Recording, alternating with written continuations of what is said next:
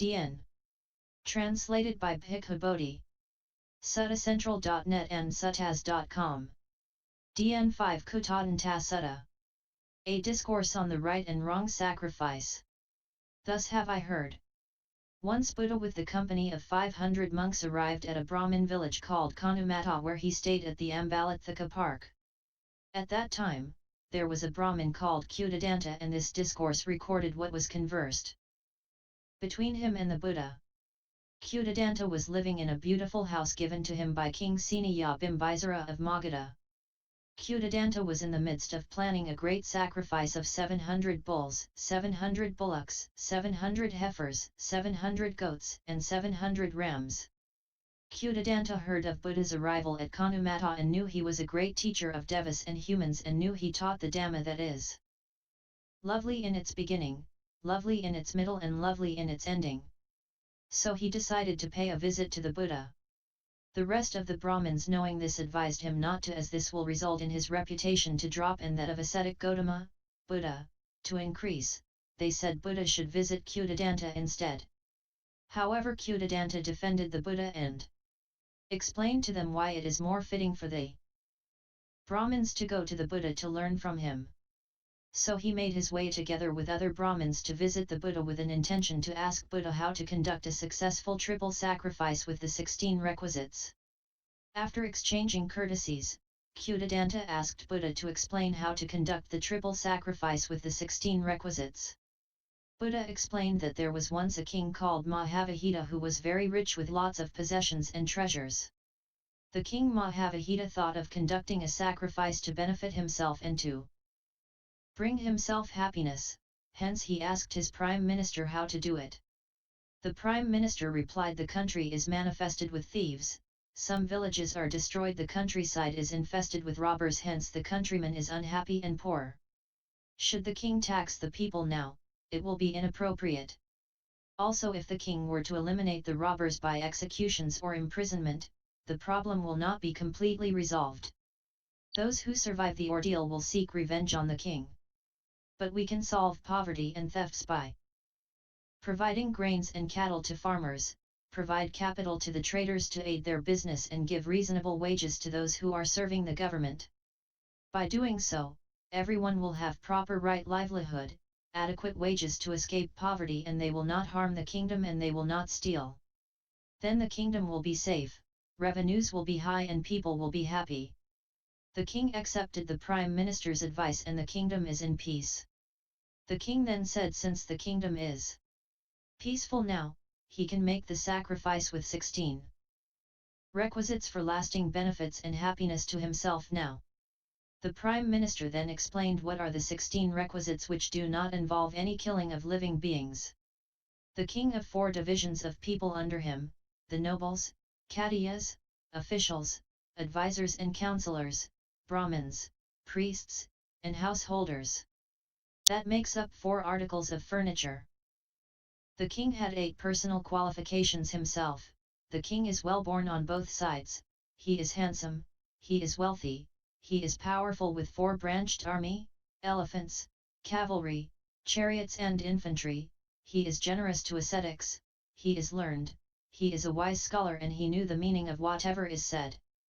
His advising Brahmin had 4 personal qualifications, and this make up the total of the 16 requisites required for sacrifice. His Brahmin is well born, he is a scholar versed in mantras, he is virtuous, and he is learned with great wisdom. The prime minister then taught the king the 3 modes, which simply are the 3 conditions of mind at 3 different times: the harboring of no regret before, harboring of no regret during, or harboring of no regret after the sacrifice, at the expenditure involved. The prime minister then further cleared the king's doubts on what's more beneficial than carrying out a sacrifice. One who has right view and follows the 5 precepts: abstain from killing, abstain from lying, abstain from stealing, abstain from sexual misconduct, and abstain from intoxicants, will have more benefits than carrying out many sacrifices. Hence, after the prime minister's advice, no animals were slaughtered, no trees were cut down for sacrificial posts, no grasses were cut for the ritual site, or vegetable is injured. All the labor involved is voluntary and no slaves or servants were forced to work by force. Only ghee, oil, butter, curds, honey, and sugar were used, somewhat vegetarian. The expenditure involved were sponsored by the wealthy Khattiyas, councillors, influential Brahmins, and wealthy householders. No money were used from taxation of the countrymen. At the end of this explanation given by the Buddha, the Brahmins present applauded on how splendid it was to conduct a sacrifice this way, which is very different from the way the Brahmins conduct the usual sacrifice, involving slaughtering of animals, cutting down of trees and spending lots of money. Brahmin Kutadanta then asked Buddha how he knew how this sacrifice was conducted and asked if Buddha was present at the time of King Mahavihita. Buddha replied that he was actually the prime minister who advised King Mahavihita in his previous life. Hence this sutta may be a Jataka story. Kutadanta once again asked Buddha, is there any simpler, more fruitful and profitable thing to do than this sacrifice with 16 attributes?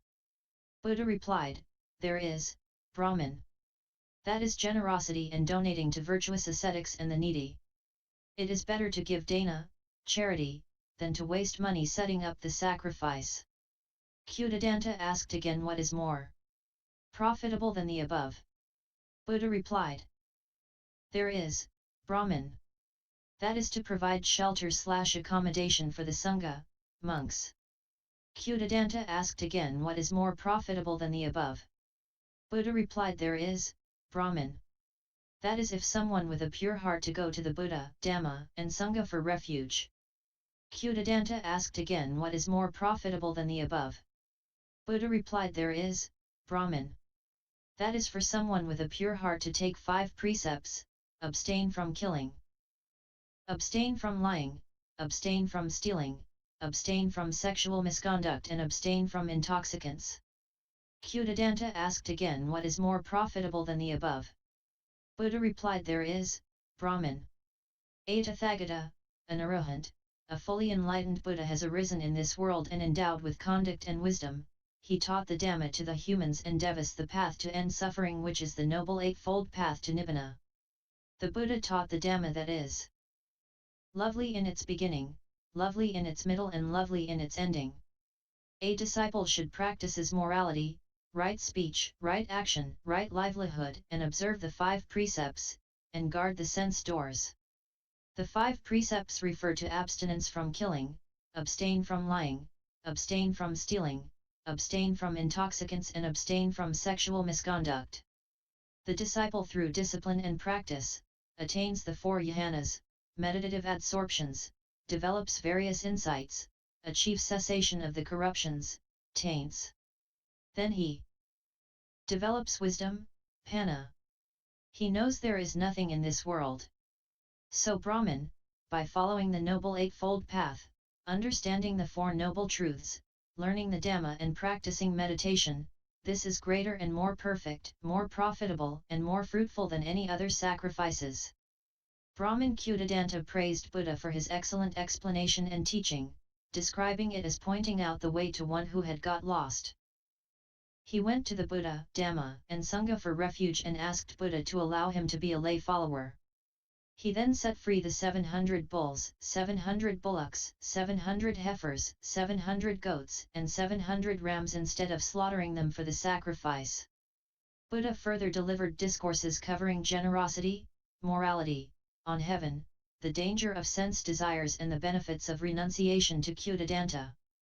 When Kutadanta's mind was ready, free from hindrances and calm, Buddha further delivered a teaching of the Dhamma in brief which covers the 4 Noble Truths, suffering, origin of suffering, cessation of suffering and the Noble Eightfold Path.